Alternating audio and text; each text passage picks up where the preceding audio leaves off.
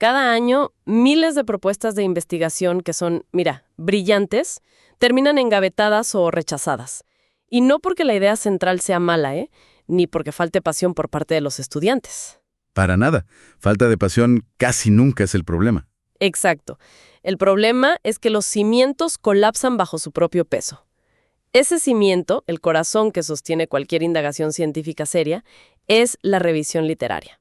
A veces se piensa en la investigación como algo que solo pasa en laboratorios fríos. Con figuras en batas blancas que no hablan con nadie, ¿verdad? Así mismo. Pero la realidad es que investigar es entrar a una conversación que lleva décadas, a veces siglos, ocurriendo. Así que, bienvenidos y bienvenidas a una nueva inmersión profunda.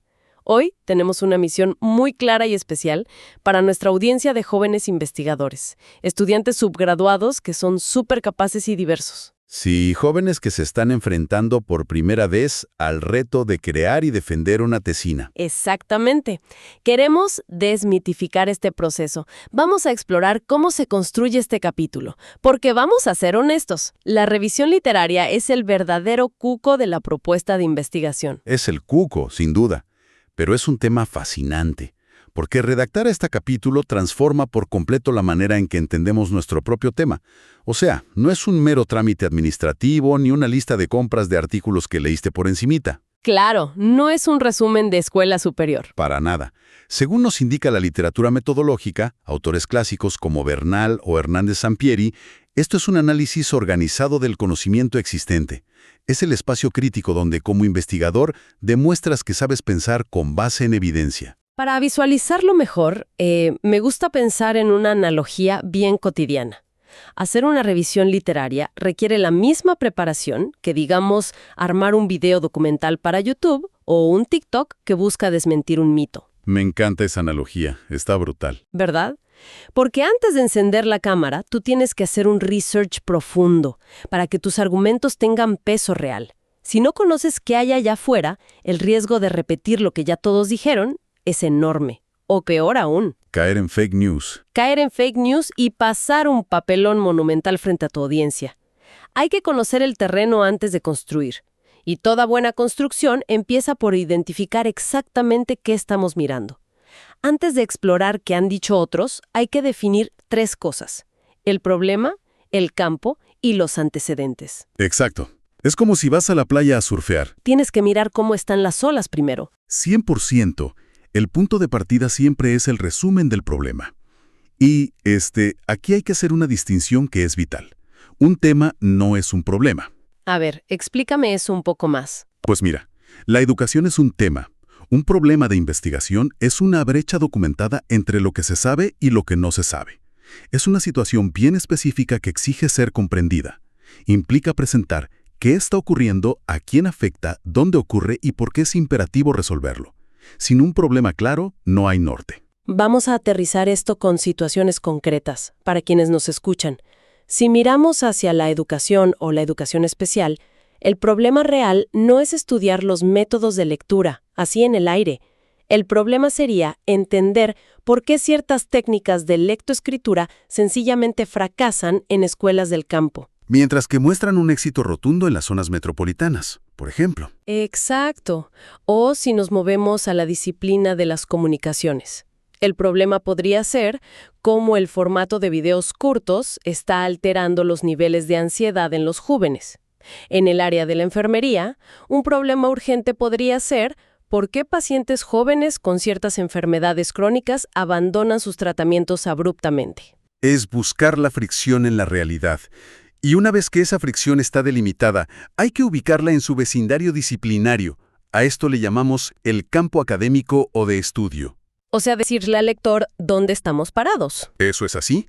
Quien lee la propuesta necesita saber desde qué gran área del conocimiento se está operando. Un análisis sobre el estrés laboral, por ejemplo, tiene que enmarcarse claramente dentro de la psicología o de las ciencias sociales. Esto le indica al lector las reglas de juego. Pero claro, ubicar el problema en el presente no es suficiente. Hay que entender qué pasó antes. Y aquí entran los antecedentes relevantes. Ahora bien, yo como presentadora siempre he tenido una duda. ¿Cómo evitamos que esta sección se convierta en una historia universal interminable? Es un revolú en el que caen muchos estudiantes. Sí, porque es muy fácil empezar a hablar desde la creación del universo hasta el día de hoy. Exactamente. Por eso la palabra clave ahí es relevante. No se trata de hacer un recuento exhaustivo de la humanidad. Es rastrear los precedentes históricos, legales o profesionales directos de ese problema en particular. O sea, las leyes aprobadas o las políticas públicas que moldearon la situación de hoy. Entendido. O sea, si un proyecto busca analizar el libre acceso a los ríos o las playas en Puerto Rico, es imprescindible integrar disciplinas como las leyes, la política pública y la administración pública para revisar la evolución de los reglamentos costeros. Porque sin esos antecedentes legales, el análisis se cae. Claro. Pero por otro lado, si la investigación se enfoca en cómo esas comunidades costeras han resistido y evolucionado culturalmente, ahí el peso recae en la historia. Nítido. Es establecer el piso sólido. Y una vez que ese cimiento está firme, hay que asegurar que todos hablen el mismo idioma. Porque si no hay claridad en las palabras, la investigación se vuelve incomprensible. Aquí voy a ser un poco de abogada del diablo. Si una investigación ya se enmarcó dentro de la química o de la salud pública, ¿no es redundante dedicar páginas a definir conceptos? Entiendo por qué lo dices. Es que se supone que la comunidad académica ya domina ese vocabulario. Parece llover sobre mojado. Pues mira, parece, pero la realidad en la ciencia es bien distinta. La respuesta corta es que nunca es redundante. Una misma palabra puede significar cosas radicalmente distintas dependiendo del enfoque. La ambigüedad es el enemigo número uno del rigor científico. Las palabras fundamentales del título son tus conceptos claves. Dejarlos a la libre interpretación es un error fatal, entonces. Totalmente. Imagínate en las ciencias exactas. Claro, en áreas como la matemática, la física electrónica o la ingeniería. Si un investigador no define la formulación exacta de un material o el modelo de una onda, el experimento no se puede replicar en otro laboratorio. Y si no se replica, no es ciencia. Así mismo es. Pero, la necesidad de claridad va un paso más allá de buscar la palabra en el diccionario. Y aquí llegamos a una de las distinciones más brutales en la creación de una propuesta. La diferencia entre las definiciones conceptuales y las operacionales. Eso siempre confunde a los estudiantes. Y es normal. La definición conceptual es la idea abstracta, lo que te dice un teórico reconocido. Pero la definición operacional, y esto es el corazón de la metodología, es el mecanismo exacto de cómo tú, en tu estudio, vas a medir u observar ese concepto en la vida real. Me encanta esa distinción. Creo que un ejemplo con comida lo ilustra perfecto. Conceptualmente, el mofongo es un plato tradicional a base de plátano majado. Esa es la idea abstracta. Todos sabemos que es un mofongo. Exacto. Pero, operacionalmente, si un estudiante de nutrición hace un estudio clínico sobre absorción calórica, la definición operacional tiene que ser precisa. Podría ser una porción de exactamente 8 onzas de plátano verde, servido a 75 grados. De esa forma se puede medir en un laboratorio. Es un ejemplo excelente, porque baja de la nube abstracta a la realidad empírica. Si llevamos esto a la terapia física, la terapia ocupacional o la medicina, encontramos el concepto de calidad de vida. Conceptualmente es bienestar físico y mental. Pero tú no puedes salir a la calle con un termómetro a medir el bienestar en el aire. Claro que no. Tienes que definirlo operativamente. Por ejemplo, a través de una puntuación en un cuestionario de movilidad aplicado a los pacientes cada 2 semanas. O en campos como la epidemiología o la demografía. Escuchamos muchísimo el término población en riesgo. Conceptualmente son las personas vulnerables a un virus, pero operacionalmente se define como individuos mayores de 65 años del código postal tal con exposición documentada. Exacto. Hay que ponerle números y límites a las palabras. Pero tener el vocabulario claro no basta. Hace falta saber cómo mirar el problema. Y eso nos lleva a las teorías principales. Los famosos marcos teóricos. Sí. Bernal cita a Kurt Lewin, o a veces a James Maxwell, con una frase buenísima. No hay nada más práctico que una buena teoría. Las teorías no son un adorno para que la tesina suene elegante. Son el mapa lógico que explica las causas profundas del fenómeno. O el desarrollo cultural, un marco teórico lo cambia todo. Definitivo. Por ejemplo, si estudias cómo un jangueo, la música urbana o el baile en una plaza unen a una comunidad o impactan las humanidades, usas la teoría de la identidad social para explicar la psicología detrás de esa cohesión. La teoría explica por qué ese baile crea comunidad. Esa es la función exacta de la teoría. Explicar los mecanismos. Y profundamente ligado a eso está el posicionamiento teórico del investigador. Esto es clave hoy en día. ¿A qué te refieres exactamente con el posicionamiento? Bueno, durante mucho tiempo se creyó en el mito del investigador invisible, ese que observa la realidad desde una neutralidad robótica. Pero hoy sabemos que todos traemos espejuelos, una perspectiva moldeada por nuestras disciplinas. Declarar esa perspectiva abiertamente aporta más rigor científico que esconderla. A ver, me hace un poco de ruido, porque siempre nos han enseñado que la ciencia debe ser completamente neutral y objetiva. ¿Declarar desde donde yo investigo no expone mi trabajo a críticas de sesgo? Es una preocupación muy válida. Sí, no le quita peso decir, por ejemplo, que abordo un tema desde un lente crítico, feminista o de ecología política. Para nada. De hecho, la verdadera objetividad no es la ausencia de una perspectiva, sino la transparencia sobre cuál es esa perspectiva. Si adoptas un enfoque de investigación-acción participativa, estás declarando que el conocimiento de las comunidades es tan válido empíricamente como el conocimiento académico. O sea, le das al lector el contexto para evaluar tus datos. Exactamente. Ocultar el lente es lo que verdaderamente compromete la objetividad. ¡Qué perspectiva tan chévere! Cambia drásticamente cómo abordamos cualquier disciplina. Pensemos en las ciencias ambientales, la botánica, la biología o la veterinaria. Imagina un estudio sobre el bienestar animal en un refugio de la ciudad o mapear especies en un bosque lluvioso. Los resultados van a ser muy distintos dependiendo del lente. Claro. Si el posicionamiento es puramente biomédico y clínico, solo mide signos vitales. Pero si es un posicionamiento de conservación participativa, integras a los vecinos locales en la recolección de datos. El bosque o el animal es el mismo, pero el conocimiento cambia. Es como ir al cine. A ver, ¿cómo es eso? La misma película de carros modificados se ve súper distinta si la analizas con los espejuelos de un ingeniero mecánico, que si la analizas como un sociólogo. Brutal. El ente determina qué datos te importan. Ahora bien, con el problema definido, el vocabulario claro y los lentes ajustados, el estudiante está listo para el corazón de la revisión literaria. Explorar el estado del arte y encontrar el vacío de investigación. El estado del arte o estado de la cuestión. Suena a historia del arte, pero es básicamente ponerse en sombrero de explorador, ¿no? Determinar dónde está la frontera del conocimiento. Una pausa y lanzar una advertencia bien crítica. Adelante, porque me parece que este es el punto donde mucha gente se tranca. Sí, vivimos en la era de la inmediatez, pero para construir un estado del arte riguroso, oye bien, no existen atajos de inteligencia artificial que valgan. No hay chat GPT que pueda reemplazar el análisis humano crítico. Porque la inteligencia artificial a veces inventa fuentes o no capta los matices. Exacto. Un modelo no puede sintetizar la tensión real entre dos teóricos. Hay que ir directamente a las fuentes primarias. Es obligatorio leer los libros, los artículos académicos sudados por otros científicos, ir a conferencias, escuchar podcasts educativos, hacer entrevistas. Hay que ensuciarse las manos con la literatura original. Es que si te quedas por encimita leyendo resúmenes, es imposible aportar algo genuinamente nuevo.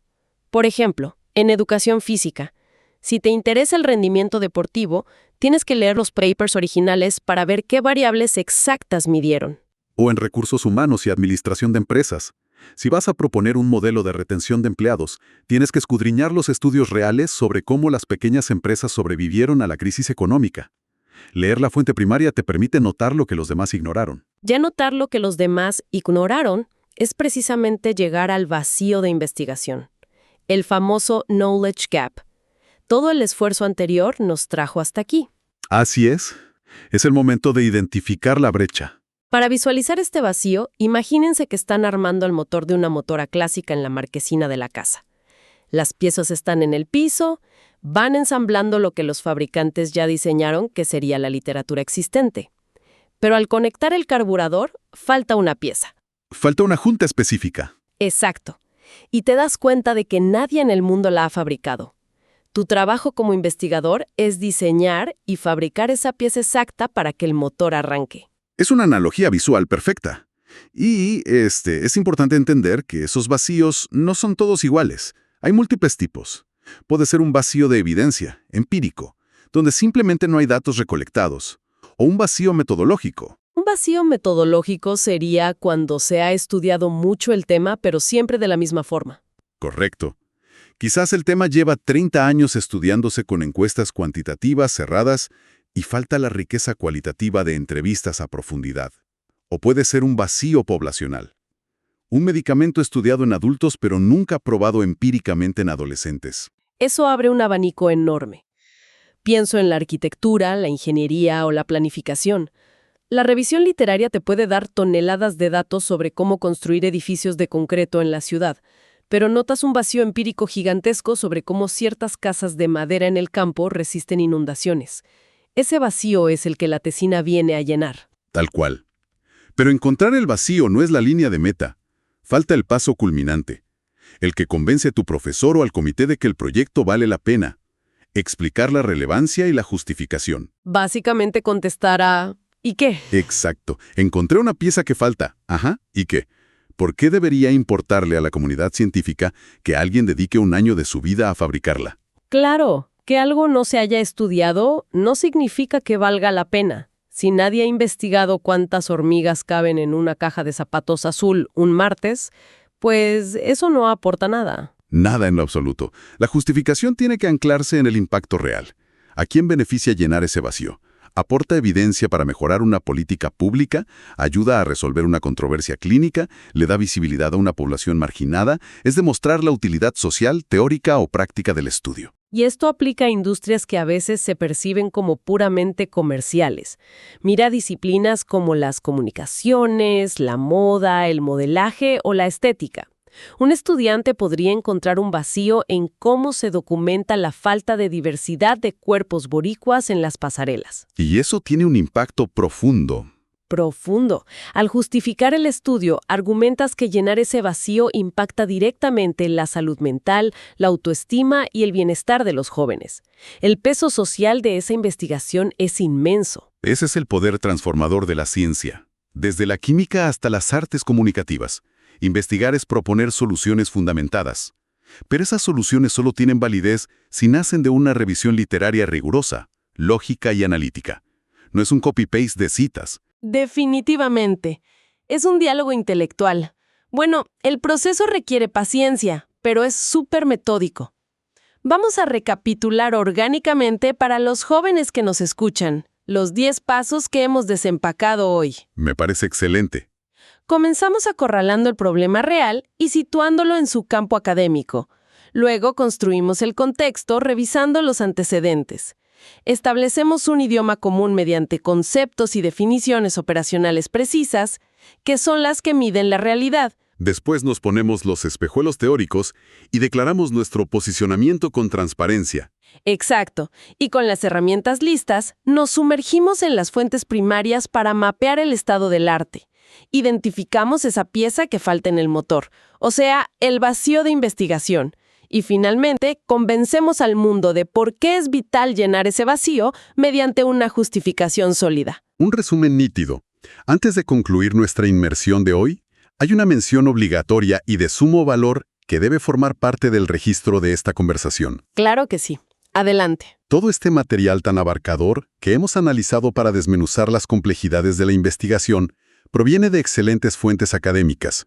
No obstante, la creación de este recurso formativo fue una iniciativa directa de la doctora Viviana Cruz McDougall, del Instituto Transdisciplinario de Investigación y Acción Social de la Universidad de Puerto Rico en Humacao. Un verdadero compromiso con la educación y con democratizar la investigación rigurosa en Puerto Rico. Es un esfuerzo invaluable para el desarrollo de futuros académicos. Así mismo es. Para cerrar, quiero dejarles a nuestros estudiantes una idea provocadora. A menudo, uno piensa en la literatura como textos empolvados en una biblioteca, pero la definición de literatura científica está evolucionando a una velocidad vertiginosa. Totalmente. Un hilo de análisis de datos de un epidemiólogo en una red social hoy puede ser tan vital como una revista tradicional. Exacto. El ecosistema del conocimiento está vivo. Al redactar su revisión literaria, ustedes no solo están resumiendo el pasado, se están ganando el derecho a entrar en esa conversación. Y si hacen el trabajo con honestidad intelectual y pasión, llegará el día en que un estudiante del futuro se sentará a leer la tesina de ustedes buscando antecedentes. Su trabajo de hoy será la literatura del mañana. Qué tremendo privilegio, ¿no? Gracias por acompañarnos en este viaje analítico y que la búsqueda del conocimiento no se detenga nunca. Hasta la próxima inmersión profunda.